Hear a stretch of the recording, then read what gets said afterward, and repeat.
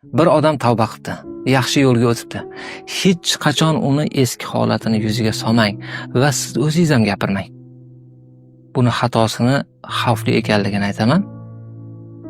Payg'ambarimiz sollallohu alayhi vasallam aytganlar: qaysi bir odam bir odamni qilgan yomonligini gapirsa, bilmaydiki u tavba qilgan bo'lsa, agar tavba qilingan gunohini gapirsa bir kishi, Alloh taolo shu odamga ham o'sha ishni qildirmay o'ldirmaydi deganlar.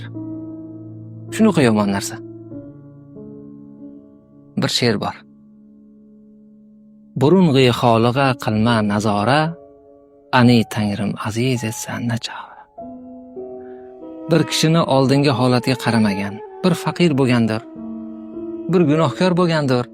Endi bugun boy badavlat bo'lib ketibdi, hukumat boshqaryapti-kan. Sen unga qaramagin. Xudo aziz qilib qo'ysa sendan nima keladi qo'lingdan?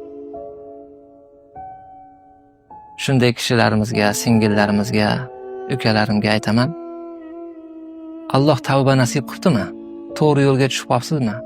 Malomatchini malomatidan qo'rqmang. Siz ammo zinhor hech kimni malomat qilmang. Kecha o'zing qanday eding demang. Hammamiz ham kechagina yaxshi odam emas edik. Bugun ham yaxshi emasmizlar. Val aqibatu lit-taqva. Oqibat taqvodorlarniki bo'ladi. O'sha haqida o'ylash kerak ko'proq.